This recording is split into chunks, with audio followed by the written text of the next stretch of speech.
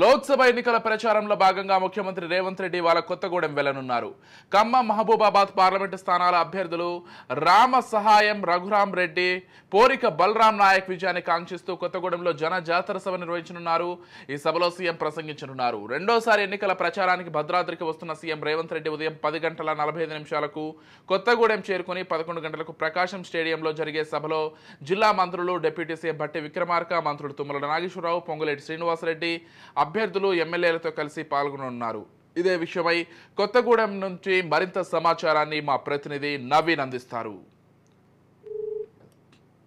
ఎన్నికలు దగ్గర పడుతుంది. ఇటు భద్రాద్రి కొత్తగూడెం జిల్లాకైతే ఇటు జాతీయ నాయకులు కావచ్చు, లేదా ప్రతి పార్టీ ముఖ్య నాయకులు అయితే ఇటు భద్రాద్రి కొత్తగూడెం జిల్లా కొత్తగూడెంలో అయితే పర్యటిస్తున్నట్లుగా కూడా చూడవచ్చు. ముఖ్యంగా మనం చూసుకుంటే ఖమ్మం మరియు మహబూబాబాద్ పార్లమెంట్ అభ్యర్థుల గెలుపుకై వీరందరూ కూడా వస్తున్నారు. ముఖ్యంగా మనం చూసుకుంటే బీజేపీకి సంబంధించి బీజేపీ జాతీయ అధ్యక్షులు జేపీ నడ్డా, అదేవిధంగా బీఆర్ఎస్కి సంబంధించి బీఆర్ఎస్ అధ్యక్షులు కేసీఆర్ ఇప్పటికే వారి పర్యటనలు అయితే పూర్తి చేస్తున్నట్లుగా కూడా చూడవచ్చు. అయితే ఈ నేపథ్యంలో ఈరోజు కాంగ్రెస్ పార్టీ అభ్యర్థుల గెలుపు కోసం అయితే కాంగ్రెస్ పార్టీ ముఖ్యమంత్రి అంటే తెలంగాణ ముఖ్యమంత్రి రేవంత్ రెడ్డి ఈ రోజు కొత్తగూడెంలో అయితే పర్యటించనున్నారు. దీనికి సంబంధించినటువంటి ఏర్పాట్లన్నీ కూడా పూర్తయినట్లుగా కూడా మనం చూడవచ్చు. మహబూబాబాద్, ఖమ్మం రెండు పార్లమెంట్లకు సంబంధించి ఈ యొక్క ప్రజలను అంటే వీరందరూ కూడా ఈ యొక్క సభకు వచ్చే అవకాశం ఉండటంతో భారీ ఏర్పాట్లు చేస్తున్నట్లుగా కూడా మనం చూడవచ్చు.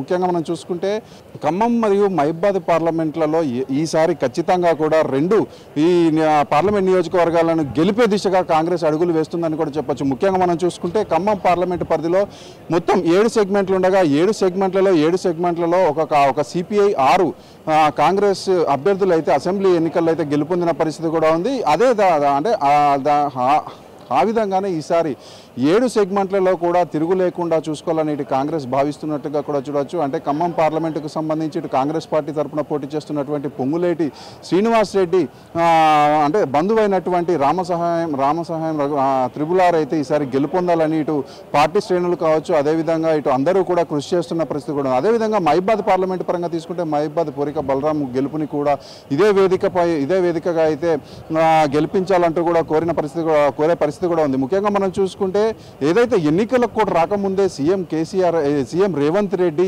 అంటే ఈ యొక్క భద్రాద్రి జిల్లాలో పర్యటించారు. భద్రాచలం మరియు మనుగూరు రెండు ప్రాంతాలలో కూడా అక్కడ అంటే ఎన్నికల కోడ్కు ముందే ఆయన ఇక్కడికి వచ్చారు. అదేవిధంగా అప్పటికే బలరాం నాయక్ని అంటే అభ్యర్థిగా అయితే ప్రకటించిన పరిస్థితి కూడా ఉంది. అయితే ఆ అభ్యర్థి గెలుపుకై మన పినపాకలు ఏర్పాటు చేసినటువంటి సభలోనే రేవంత్ రెడ్డి గెలిపించాలని కోరినట్లుగా కూడా మనం చూడవచ్చు. ఇప్పుడు అంటే మరో కొద్ది రోజులలో అయితే ఎన్నికలు జరగనున్న నేపథ్యంలో ఇప్పుడు ఈ రోజు జరిగేటటువంటి సభలో ఇటు ఖమ్మం మరియు మహబూబాబాద్ పార్లమెంట్ అభ్యర్థుల గెలుపుకై రేవంత్ రెడ్డి పిలుపునివ్వనున్నారు. మొత్తం మనం 10 సెగ్మెంట్లు అంటే ఖమ్మం జిల్లాలో తీసుకుంటే మొత్తం 10 నియోజకవర్గాలు ఉండగా 10 నియోజకవర్గాలలో 7 నియోజకవర్గాలు ఖమ్మం పార్లమెంట్ కింద ఉన్నాయి, 3 నియోజకవర్గాలు మహబూబాబాద్ పార్లమెంట్ కింద ఉన్నాయి. ఖమ్మం పార్లమెంటు మొత్తం ఉమ్మడి ఖమ్మం జిల్లాలో ఉన్న 10 నియోజకవర్గాలలో కూడా కేవలం ఒకే ఒక స్థానం భద్రాచలం నియోజకవర్గానికి సంబంధించి ఒకటే స్థానం బీఆర్ఎస్కి వెళ్ళిన పరిస్థితి ఉంది. కానీ గత కొద్ది రోజుల క్రితమే భద్రాచలం ఎమ్మెల్యే కూడా కాంగ్రెస్ పార్టీలో చేరిపోవడంతో మొత్తం 10 నియోజకవర్గాలు కూడా ఇప్పుడు కాంగ్రెస్ హస్తగతం అయ్యాయి. ఈ 10 నియోజకవర్గాలలో అంటే ఖమ్మం పార్లమెంటుకు సంబంధించి 7 నియోజకవర్గాలలో కూడా పూర్తి ఆధిక్యత కాంగ్రెస్ పార్టీకే ఉంటుంది. అదేవిధంగా ఇప్పుడు మహబూబాబాద్ పార్లమెంటుకు సంబంధించి మహబూబాబాద్ పార్లమెంట్లలో 3 నియోజకవర్గాలు అంటే ఇటు ఇది భద్రాచలం, పినపాక, ఇల్లందు 3 నియోజకవర్గాలలో కూడా కాంగ్రెస్ అభ్యర్థులే ఉండటంతో వారి గెలుపు నల్లేరుపై నడికే అన్నట్టుగా కూడా ఉంది. అదేవిధంగా ఇప్పుడు మనం చూసుకుంటే ఈ సభకు సంబంధించి పోలీస్ శాఖ కూడా పూర్తి అంటే కట్టుదిట్టమైనటువంటి చర్యలు చేపట్టినట్టుగా కూడా చూడవచ్చు. ఎందుకంటే ఇప్పటికే అంటే ఇటు మావోయిస్టు ప్రభావిత ప్రాంతాలకు అతి సమీపంగా ఉండడం, మావోయిస్టు ఇప్పటికే కూడా ఎన్నికలను బహిష్కరించాలంటూ అనేక సార్లు కూడా వారు ఈ యొక్క లేఖలు విడుదల చేసిన పరిస్థితులలో ఇటు పోలీస్ శాఖ కూడా కట్టుదిట్టంగా వ్యవహరిస్తుందని కూడా చెప్పొచ్చు.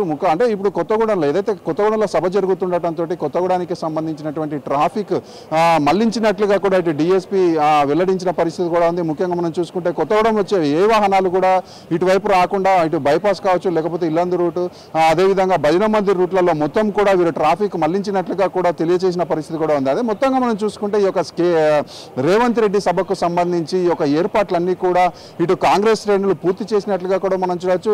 అంటే ఈ రోజు 10:45కు కొత్తగూడెం చేరుకున్నటువంటి రేవంత్ రెడ్డి 11 గంటలకి సభా వేదికగా ఇటు ఖమ్మం మరియు పార్లమెంట్ అభ్యర్థుల గెలుపుకై ఈ యొక్క ప్రజలను ఉద్దేశించి మాట్లాడతారని కూడా చెప్పొచ్చు. కెమెరామెన్ ఆనంద్తో నవీన్, రాజ్ న్యూస్, భద్రాద్రి జిల్లా.